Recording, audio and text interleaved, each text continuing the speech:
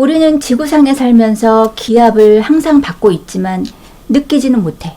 왜냐하면 몸 안에서도 똑같은 크기로 압력이 작용하고 있기 때문이야. 자, 그거를 선생님이 기억에 남게 본 영화 장면이 있는데, 공상과학 영화 중에 이제 인간이 화성에 가서 정착한 영화가 있었어요. 이 지구와 똑같은 환경을 이제 화성에 유리돔 같은 형태로 만들어 놓고 거기서 생활을 하는데, 이게 이제 파손되면 이제 위험한 상황이 되는 건데, 그래서 어느 날 이게 파손이 됐어. 그래서 청소기가 쓸어가듯이 이제 사람과 공기가 다 휩쓸려 나갔는데, 어떤 사람이 이제 화성의 허허벌판에 떨어진 거야. 그럼 공기가 없으면 사람이 숨을 못 쉬어서 죽을 것 같은데, 안에 있는 내장과 혈액들 이제 이런 게 압력이 작용할 거 아니야. 근데 그거보다 더 먼저 일어나는 현상이, 안구가 이제 돌출하면서 이 사람이 비명을 지르는데 거기서 이제 장면이 멈춰. 잔인하니까. 지금 너네한테는 이제 기압을 어떻게 느끼게 해줄까 선생님이 이제 생각을 해봤어.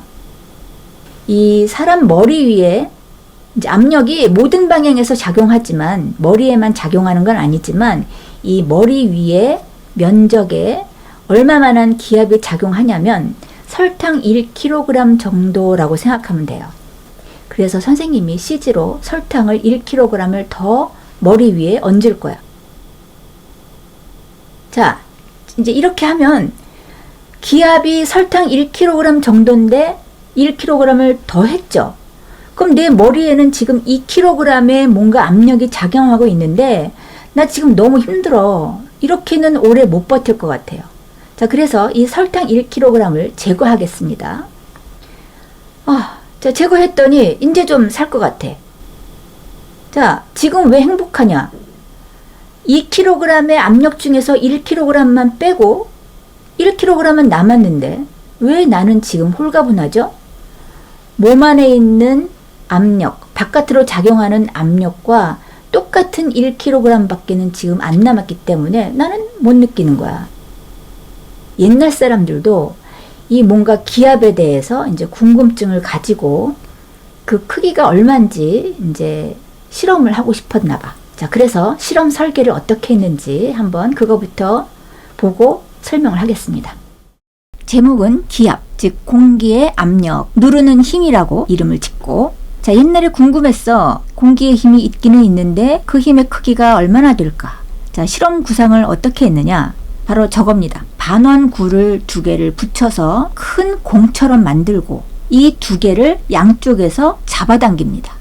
그럴 때 얼마나 큰 힘을 가지고 반구를 서로 떨어뜨릴 수 있을까? 이 설정은 뭐냐면, 저 반구를 2개를 서로 붙이고 있는 건 공기의 압력일 때, 이 공기의 압력을 거슬러서 말들이 압력에 대항해서 잡아당겨서 공기의 압력을 이겼을 때 저것이 떨어진다 하는 실험 설계죠. 그러면 지금 저 구 안에 아무런 압력도 없어야 되겠죠. 그러기 위해서는 저 안에 공기를 뺐어. 진공 상태를 만들어서 잡아당기기 시작하는 거야. 이랬을 때 예상외로 엄청난 큰 힘이 필요했다. 참 재밌는 실험이지 않니? 실험 구상이 아주 아이디어가 좋았어. 자, 그래서 공기의 파워가 말 몇 마리와 같다? 16마리 가지고 잡아당겼더니 그제서야 저 반구가 양쪽으로 떨어지더라. 그래서 공기의 힘이 저 정도로 세구나. 이제 이 실험이 마그데부르크의 반구라는 실험인데 참 재밌는 실험이었어요. 자, 그러면 기압은 왜 단위 면적에 작용하는 압력으로 표현하느냐? 면적이 왜 중요하냐? 자, 보세요. 1학년 때 우리 질량과 무게라는 게 나왔고, 우리 3학년 2단원의 운동과 에너지 전환과 보존 등에서도 이제 이 힘에 대해서 또 나오는데, 자, 여기서 살짝 무게에 대해서 한번 볼게. 자, 무게는 힘이다. 30kg짜리 학생과 60kg짜리 학생이 얘네가 한번 점프를 하면 그때 그 질량에 비례해서 무게가 힘을 작용시키는 거야. 그 무게가 바로 힘이야. 그래서 지금 사람 밑에 있는 박스가 오른쪽 게 훨씬 더 많이 찌그러졌어요. 질량이 크면 무게도 비례하니까. 자, 그러면 왼쪽에 있는 30kg짜리 학생을 2분의 1만큼 좁은 면적에 작용시키면 어떻게 될까? 지금 왼쪽과 오른쪽이 같은 밑면적을 가진 상자에 2배의 질량을 가졌기 때문에 힘과 무게가 2배였죠. 좁은 상자를 놓고 한번 뛰어보자. 그러면 밑면적이 반응으로 찌그러지는 정도, 즉 같은 면적에 받는 압력이 똑같지 않을까라고 실험을 하는 거죠. 한번 띄워볼게요. 옳지. 자, 오른쪽 60kg짜리 질량을 가진 애처럼 상자에 압력을 작용시킬 수 있었어. 그래서 같은 면적에 얼만큼 힘이 작용하느냐로 표현을 해야 가장 정확한 압력의 표현이 되겠다. 그래서 압력은 단위를 단위 면적에 대한 압력으로 표현하는 게 약속이다 라는 뜻이에요. 자, 기압의 작용 방향, 모든 방향에서 같은 크기로 작용한다. 자, 이제 실험 그림이 몇 가지가 있는데요. 첫 번째 그림 볼까요? 물을 담은 유리컵을 종이로 위를 덮고 매우 빨리 거꾸로 뒤집으면 쏟아지려고 하는 저 무거운 물의 양을 밑에서 눌러주는 기압 때문에 쏟아지지 않게 잡아주고 있는 거죠. 아, 압력은 아래에서 윗방향으로도 작용하는구나. 공기가 중력을 받아서 아래로만 누르는 게 기압이 아니고 저렇게 아래에서 위로도 기압이 작용하는구나 라는 기압의 방향도 알 수 있는 실험이에요. 자, 두 번째, 신문지를 펼쳐서 자로 빠르게 들어 올리면 신문지가 잘 올라오지 않는다. 좁은 면적의 자를 잡고 얇은 종이를 강하게 들어 올리면 번쩍 들어 올릴 만도 한데 저 종이 전체를 덮고 있는 공기의 압력 때문에 쉽게 들리지 않는다. 저렇게 넓은 면적의 신문지를 누르고 있는데 가운데 부분만 힘을 준다고 해서 제가 쉽게 들리지 않을 만큼 기압이 신문지 전체를 누르고 있다 라는 걸 알 수 있는 실험이에요. 세 번째 그림은 뜨거운 물이 담긴 플라스틱 병을 얼음물에 넣으면 플라스틱 병이 찌그러진다. 자, 이 실험 과정은 순서대로 한번 봅시다. 자, 이 실험은 뜨거운 물이 담긴 페트병을 이제 마개가 막혔죠. 차가운 물이 담긴 수조에 넣으면 그 안에 있던 뜨거운 공기가 부피가 매우 줄어들겠죠. 그러면 안에 기압이 낮아지는데 이거를 이제 밖에 꺼냈을 때 안에 공기의 부피는 매우 축소된 상태이므로 외부의 기압을 받아서 찌그러진다. 기압이 모든 방향에서 같은 크기로 작용한다 라는 걸 알 수 있는 실험이에요. 자, 그러면 아까 그 말이 끄는 반구 실험 다음에 좀 과학적인 어떤 특정 방법으로 기압을 특정한 경우가 언제냐. 자, 과학자 토리첼리가 수은을 이용하여 최초로 측정했다. 수은이라는 어떤 물질이 있기 때문에 저런 방법을 고안한 거고 아이디어가 좋았던 거야. 한번 봅시다. 커다란 수조에 수은을 가득 담고 커다란 둥근 시험관에 수은을 가득 넣어서 수은 기둥을 만들어서 그걸 뒤집어서 수은 수조에 거꾸로 세웠어요. 자, 그러면 노란 화살표를 따라서 오른쪽을 한번 봅시다. 자, 이제 높은 기둥이 생겼잖아. 그러면 걔는 아래로 중력을 받아서 내려가려는 무게가 생겨요. 바로 여기서 수은의 역할이 아주 중요한 빛을 발해. 자, 수은은 액체면서 무게가 엄청난 물질이에요. 이거를 만약에 물을 사용해서 밀려 내려오는 실험을 했다면 10m짜리 시험관을 뒤집어서 세워놨어야만 한다. 그래서 이 실험이 수은을 가지고 성공한 것이다. 그럼 그 무게를 내려오지 말라고 막는 존재가 지금 오른쪽 그림을 보면 자, 실험 변화가 일어납니다. 한번 보세요.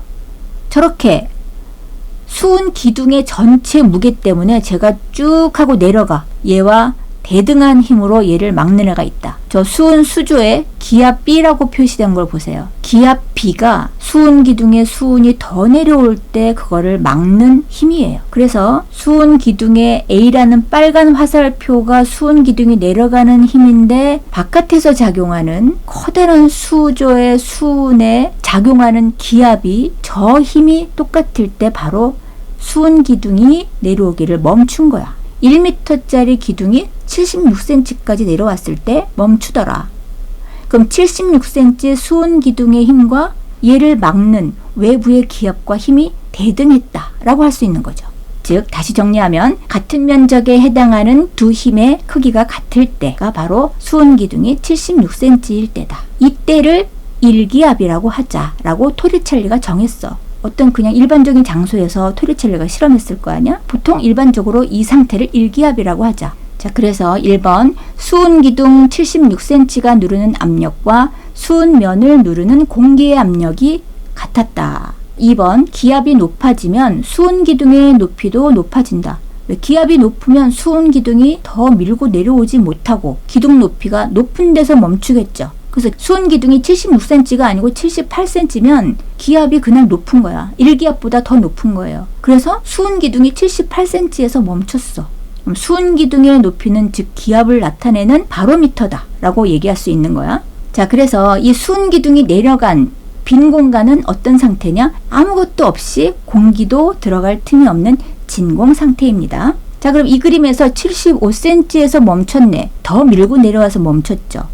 그럼 그만큼 그날 기압이 약한 거죠. 75cm 수은 기둥의 힘과 그날 기압이 같은 거죠. 그럼 왼쪽에 76cm일 때가 1기압이면 1기압보다 약한 기압의 날이었겠죠. 자, 이렇게 수은 기둥이 바로 기압을 나타낸다 라고 이해하면 돼요. 자, 3번 기압이 같으면 수은 기둥의 굵기나 기울기에 관계없이 수은 기둥의 높이가 같다.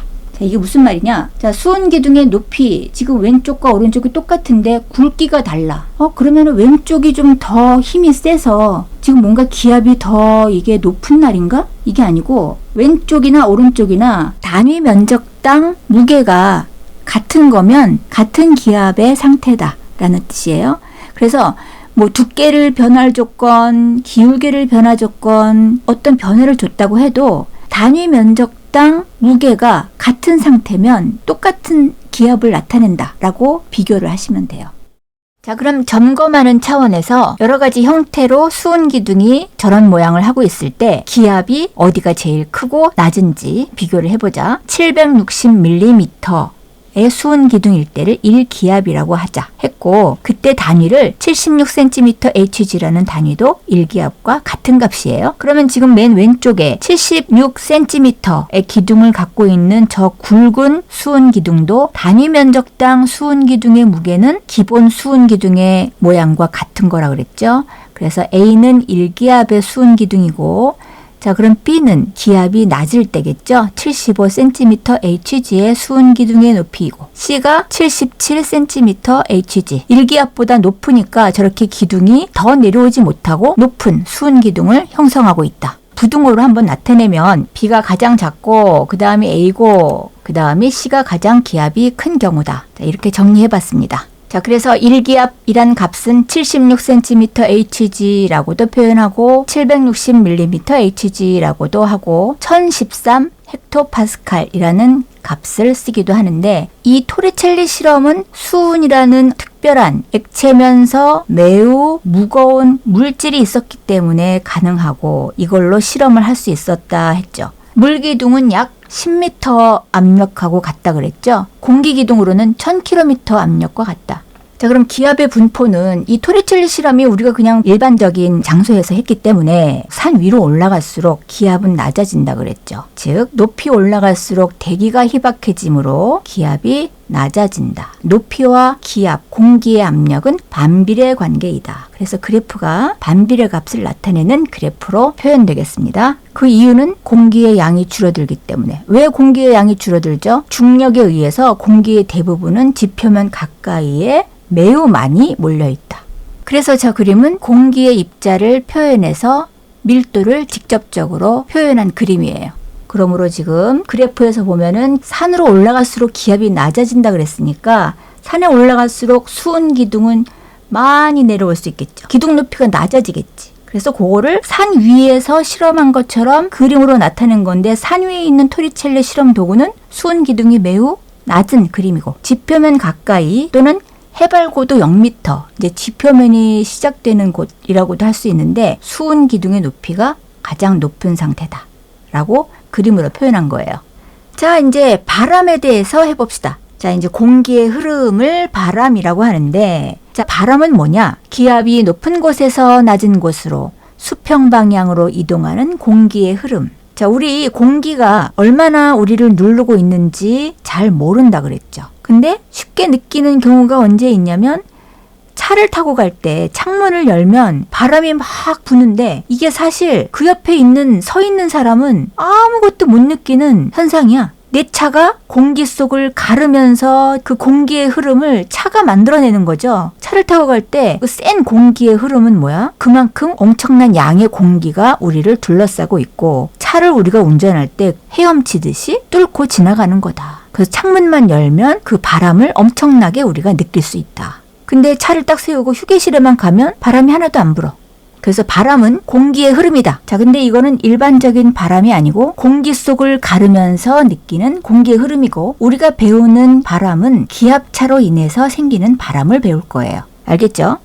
자, 그럼 바람이 부는 원인은 뭐냐? 두 지점의 기압차. 자, 기압이 높은 곳이 있고 기압이 낮은 곳이 있다. 그러면 공기가 많은 곳과 적은 곳이 있다라는 뜻이에요. 그럼 공기가 많은 곳에서 적은 곳으로 흘러간다. 그럼 기압차는 왜 생기냐? 더 기본적인 원인은 기압차는 지표의 성질에 따른 기온차 때문에 발생한다. 즉 뜨거운 곳은 공기가 올라가서 저기압이 되고, 반대로 옆에 있는 곳이 고기압이 되면서 기압차가 생겨서 바람이 분다. 이 뜻이에요. 영상을 보면 훨씬 이해가 잘 될 거니까 영상 보고 설명을 이어나가겠습니다.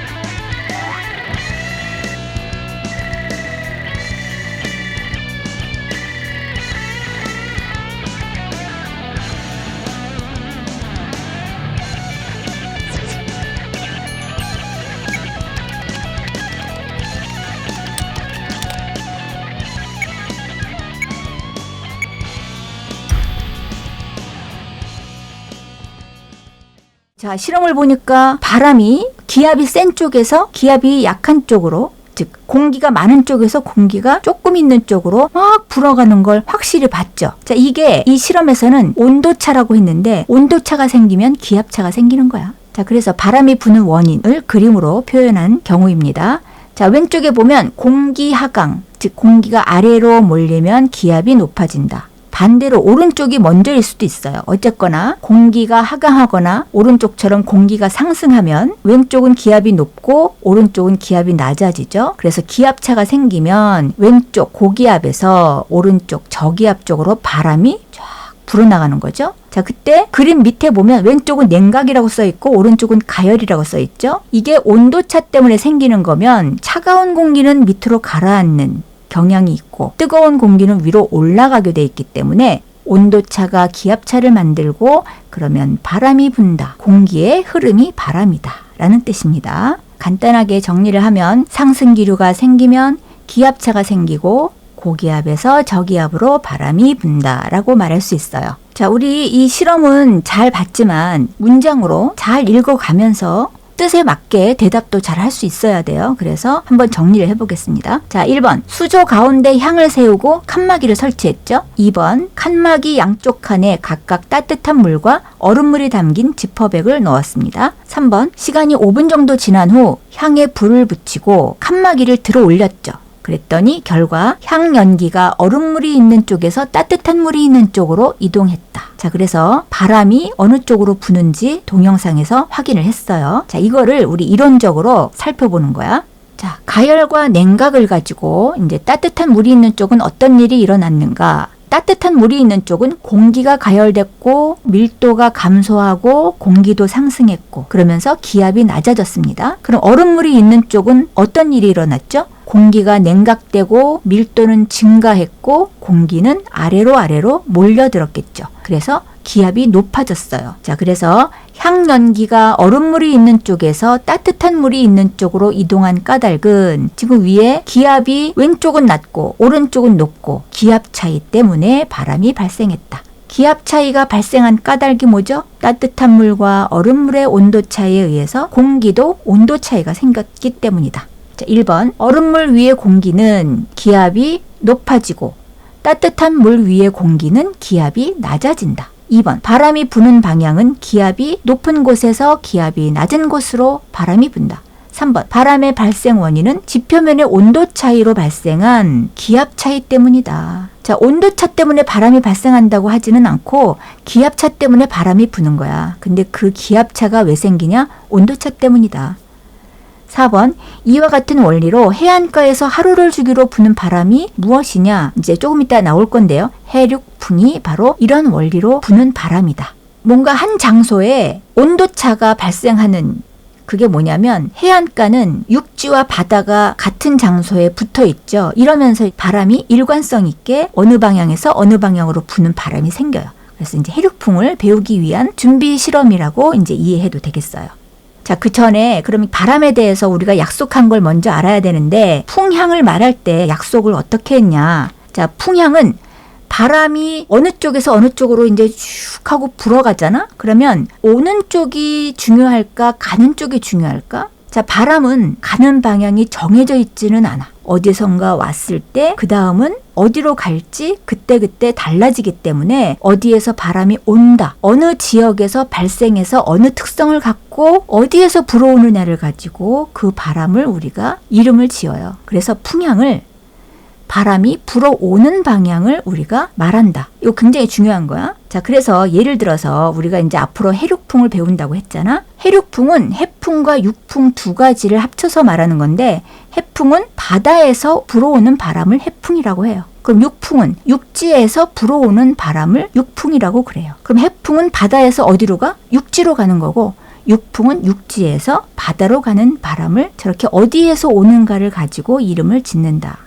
라고 알면 되겠습니다. 자, 그럼 풍속은 바람의 세기를 나타내는데 보통 단위는 1초당 몇 미터를 가느냐를 가지고 우리가 나타내는 게 좀 합리적이겠다 해서 미터 퍼 세크를 보통 표현합니다. 자, 탐구 실험 그림이 나왔는데 제목이 해륙풍의 원리 실험 해서 나온 그림을 보니까 좀 전에 바람의 원리 동영상 봤던 실험 설계하고 거의 똑같죠. 다른 거는 온도계가 있고 가운데 칸막이가 없다. 이 정도인데 선생님이 만든 표와 그림을 같이 놓고 설명을 할게요. 자, 실험 설명을 먼저 읽어봅시다. 과정에 보면 오른쪽 그림과 같이 장치한 후에 전등을 켜고 10분 동안 물과 모래의 온도를 측정하면서 향연기의 이동 방향을 관찰한다. 온도가 양쪽이 어떻게 다르게 변하는지 보면서 바람이 어느 쪽으로 부는지 관찰하겠다라는 거야. 자, 이제 결과를 알기 전에 우리 아까 기온차가 생기면서 기압차가 생기고 바람이 불었죠. 요걸 기억한다면 여기도 지금 어느 쪽이 온도가 높은지를 알면 되는데 그래서 우리 상식적으로 이 시점에서 한 가지 알아둬야 될 중요한 사실 하나가 있어요.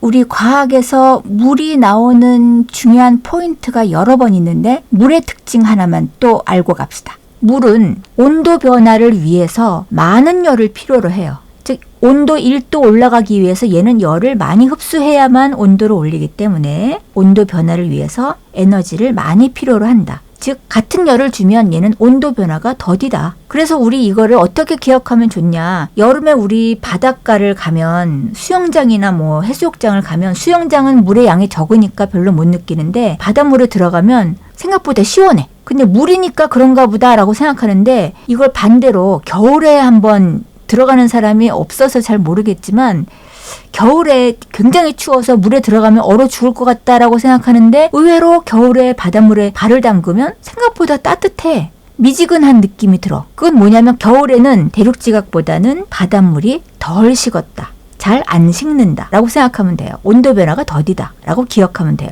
그럼 물과 암석의 특징을 보면 태양열을 같이 받았을 때 온도가 더 빨리 올라가고 더 빨리 식느냐? 바로 대륙 지각 쪽이 훨씬 온도 변화가 심하다. 그래서 이 실험 결과 10분 동안 물과 모래의 온도를 측정했잖아. 그런데 온도는 누가 10분 후에 온도가 더 높다? 모래가 더 높다. 그래서 기압은 누가 더 높다?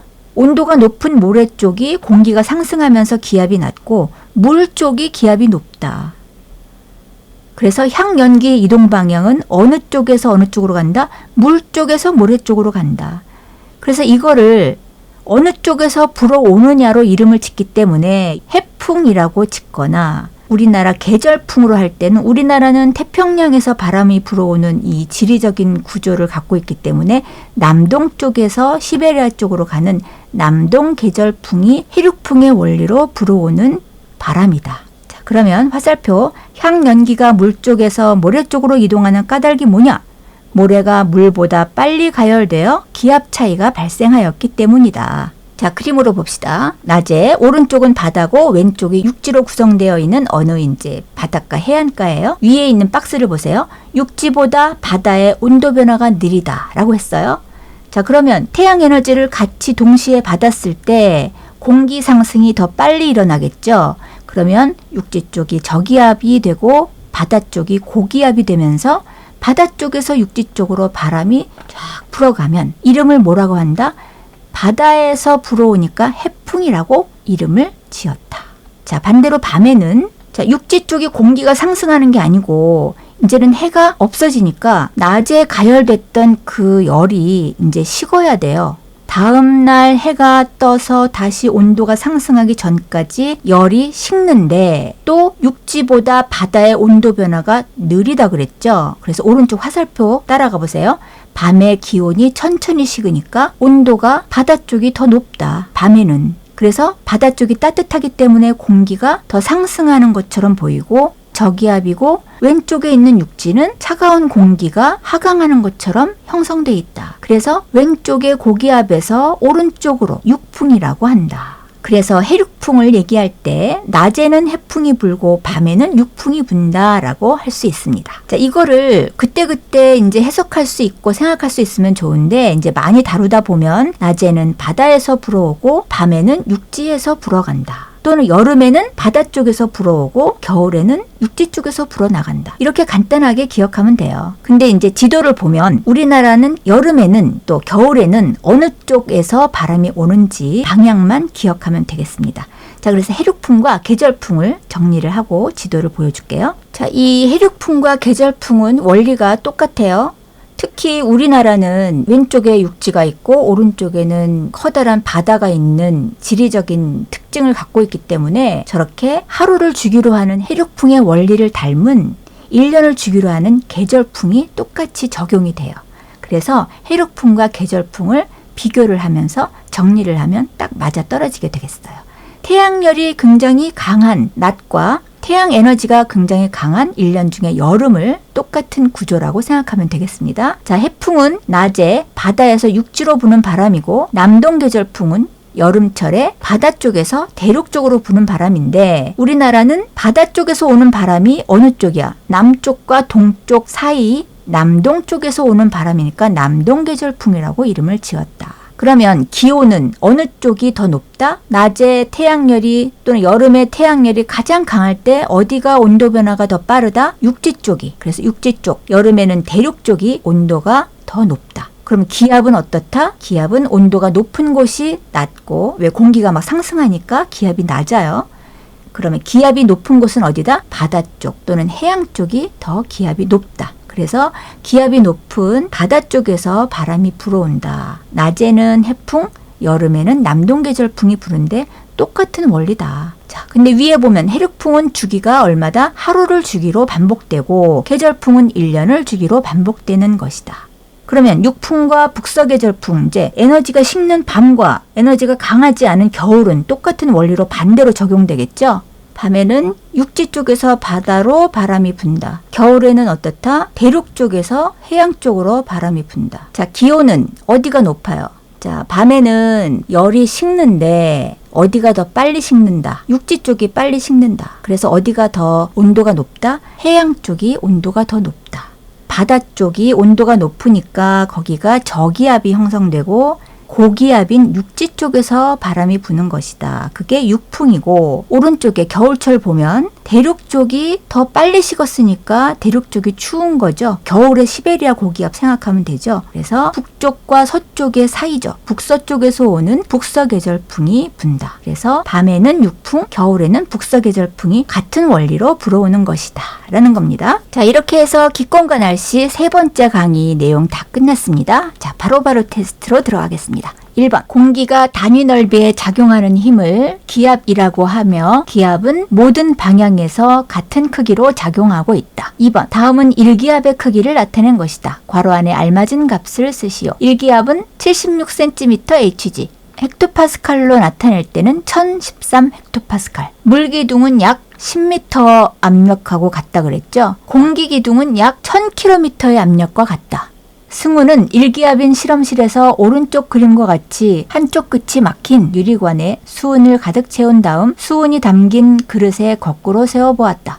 3번 유리관 속의 수은이 어느 정도 내려오다가 몇 cm에서 76cm 높이에서 멈추었는데 이는 수은 기둥의 압력과 수은면에 작용하는 기압이 같아졌기 때문이다. 4번 높은 산 위에서 이 실험을 하면 기압이 낮죠. 수은 기둥의 높이는 더 낮아진다. 5번 이 실험에서 유리관을 기울이면 수은 기둥의 높이는 기울여도 똑같죠. 76cm가 되고 이는 약 1013 헥토파스칼과 크기가 같다. 6번 바람은 기압이 높은 곳에서 낮은 곳으로 수평 방향으로 움직이는 공기의 흐름으로 기압 차이는 지표의 성질에 따른 기온 차이 때문에 생긴다. 오른쪽 그림은 어느 해안 지방에서 부는 바람의 방향을 나타내는 것이다. 자, 지금 바람이 순환을 하죠. 그때 저 위에 있는 건 우리는 못 느껴. 아래에 있는 바람이 바로 우리가 느끼는 바람이야. 7번 이 바람은 해풍과 육풍 중 어느 것에 해당하는가? 육지 쪽에서 바다 쪽으로 불고 있죠. 어디에서 불어오는가로 이름을 짓는다 했어요. 육지에서 바다 쪽으로 부니까 육풍이다. 8번 해안 지방에 이와 같은 바람이 부는 때는 낮과 밤 중 언제인가? 낮에 해풍, 밤에 육풍. 그래서 밤에 육풍이 분다. 자, 그 다음 오른쪽 그림은 우리나라 주변에서 부는 바람의 모습을 나타낸 것이다. 자, 그림을 보니까 태평양 쪽에서 육지, 시베리아 쪽으로 부는 거니까 이거는 여름에 남동계절풍이죠. 크게 보면 해풍이 부는 거죠. 태양 에너지가 강할 때 작용하는 바람이야. 그래서 9번 이 바람은 남동계절풍과 북서계절풍 중 어느 것에 해당하는가? 남동계절풍이다. 10번 우리나라에 이와 같은 바람이 부는 때는 여름철과 겨울철 중 언제인가? 여름철이다. 겨울에는 북서계절풍이 붑니다. 자, 이렇게 기권과 날씨 세 번째 강의가 끝났습니다. 이 기권과 날씨 3강의 기출문제 꼭 풀어보고 4강까지 힘내서 끝까지 해봅시다.